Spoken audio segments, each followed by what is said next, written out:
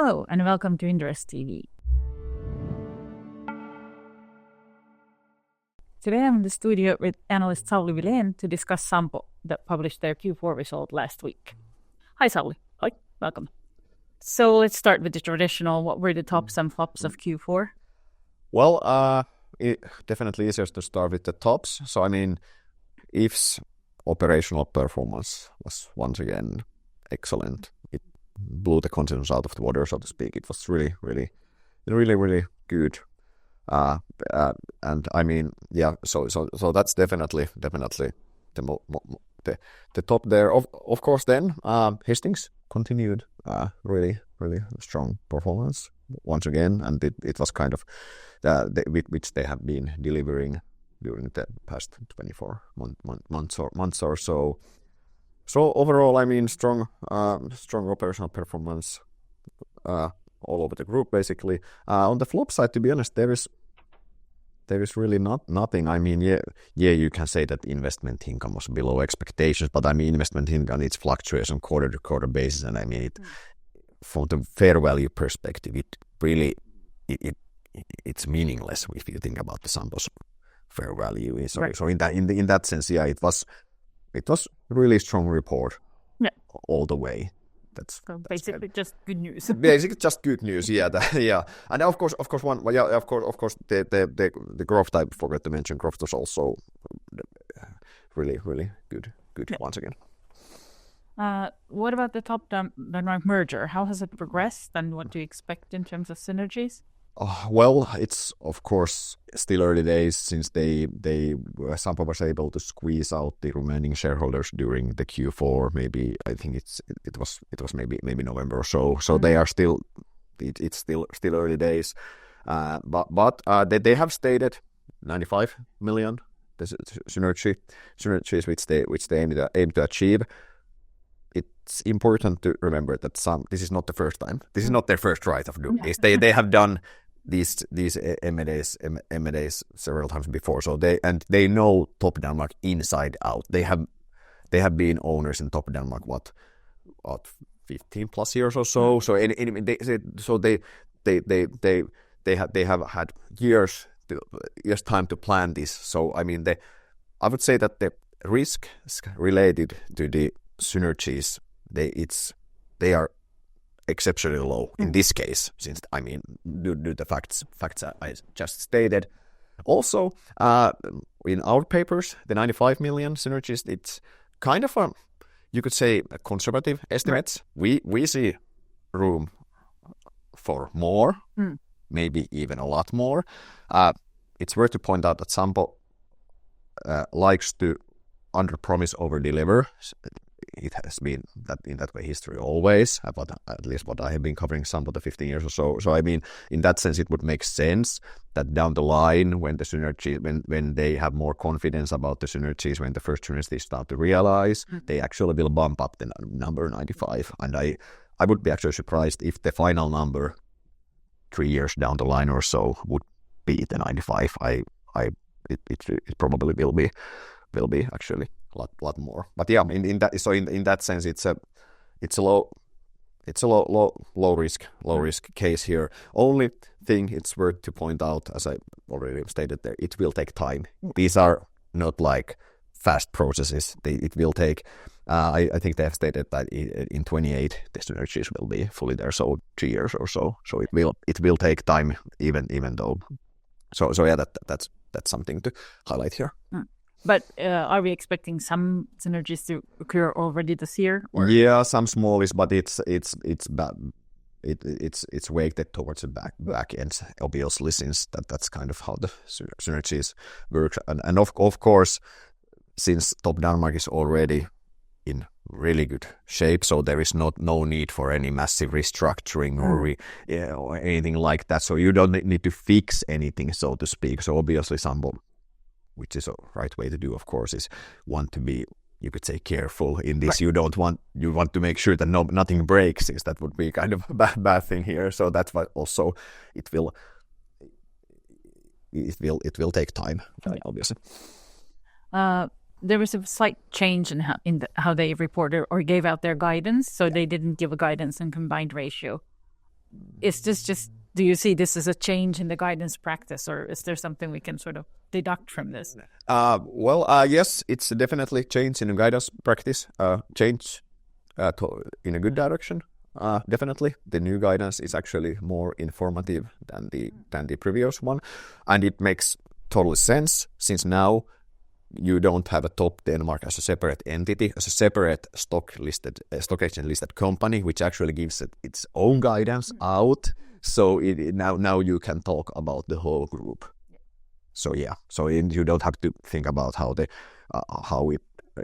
since obviously it's important to understand that once the top was listed by itself, Sampo cannot guide Topdanmark in any way. Since Topdanmark gave its own guidance, so now Sampo has a lot more flexibility in that sense on the guidance side. Yeah, it definitely makes sense. It's more to move to this direction. It also is more informative, as I said, and also it's worth to point out that you can carve out the combined ratio through those numbers with a fairly simple math. So step in a good direction, a logical move at this stage, definitely. Okay. They also announced the share split last week. Yes, does this mean for the shareholders? I mean, it's a common practice, but is there something we should know? It means absolutely nothing for the shareholders. If I give you €20 bill and you give me two €10 bills back, that's a share split in a nutshell. Yeah, exactly. And I mean, now I have, so now I have two. So I mean, no, so yes, no, nothing, definitely.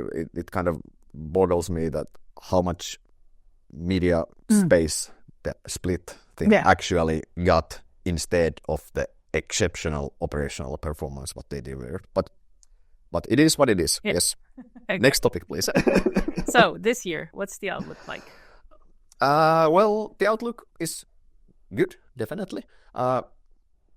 If we start with the Sampo, Sampo and its operational assets are in excellent shape. So in that sense, you have a really strong growth momentum and also overall operational performance momentum. So that's definitely a good starting point here. If we think about the competitive landscape, especially in the Nordics, there is I don't see any change in that, especially now when the interest rates are going down. With the insurance companies, it's worth to remind investors that you have basically two components in your result. You have the underwriting result, which is the bread and butter, so to speak. It's the most valuable stuff, since of course it's super predictable, etc. And then you have the investment income, which can fluctuate a lot, and it's much more difficult to predict, etc. And it's not as valuable as the underwriting result is. When we had the zero interest rate environment, all of the P&C insurance companies focused heavily on the underwriting, since you didn't really get too much out of the investment income. So weight was heavily, so the focus was heavily moved on the underwriting side. Now, when the interest rate went up, at least we were kind of afraid that what will happen to the mix, since the investment income will go up, and it went up. Does it encourage other players to increase the price competition, or try to go after the market share by lowering the underwriting margins, since that would have made sense, maybe, but that really didn't happen. And now the interest rates have gone down again, which means that there will be more pressure down the line for the investment income. Not right at this second, but it will come. It will swim through your numbers eventually, the lower interest rates, which again eases up the pressure on the underwriting sides as well. If everybody is having the same effect with the lower interest rates, then obviously makes more sense to defend your underwriting margins. So in that sense, also I see lesser risk on that side. And finally, of course, in the Nordics, you have the economic. Hopefully, we have the economic recovery picking up speed. It's worth to point out that we have been in recession, at least, and the economic situation has been difficult during the past few years or so. I mean, of course, Sampo and P&C insurance it's a really defensive nature business. It's not cyclical business, but still, of course, it helps when the unemployment goes down and the income and the paychecks are growing, etc. So and the new car sales are going up. So yeah, of course, it helps, even though it's not like the major driver, but it's still a positive driver, definitely. So all in all, outlooks is really good in the Nordic side. In the UK, there is more question marks in the air regarding the pricing and the overall competitive situation. But also, it's worth to point out that during the past, maybe one of the biggest things what has happened with Sampo during the past 2 years is the amazing performance of Hastings. Hastings' operational metrics have gone through the roof, you could say. And Sampo, during the past 2 years or so, Sampo has basically stated that actually the acquisition of Hastings back in the day was actually a really good move, since if you compare the price they paid to the earnings levels Hastings do now, it actually looks kind of cheap. So yeah, so that in that sense also, what I want to say here is that Hastings is also in really good spot if there would be some extra pressure, extra wave of competitive pressure or so in the UK. So yeah, and of course it's also Hastings is also still like 10-15% of the whole group. So it doesn't rock the boat even whatever would happen there. But yeah, outlook is good all in all. Okay, and then finally, our recommendation turned positive for the first time in a couple of years. Could you elaborate on the valuation and what's behind this recommendation? Yeah, I mean, well, the problem during the past few years is Sampo's share has been basically fully priced in our opinion. Of course, the company has been and is still excellent, and it's but now the valuation looks, you could say, okay. It's definitely not cheap, but I mean it's you can easily justify the current valuation. If you look at the multiples to the compare those to peers, Sampo is actually trading with a slight discount. It's kind of hard for me to justify the discount, since the fact is that Sampo is best one of that bunch.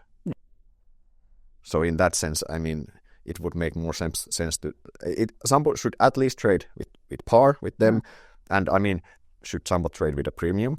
That you can make an argument on both sides, but definitely there is a case to be made. Sampo actually should trade with some kind of a premium because it's higher quality. And now I'm talking about the Nordic assets here, so definitely. But yeah, so in that sense, I don't see that justified. So there could be some small room to move the multiples, and then I also see another on the payout side.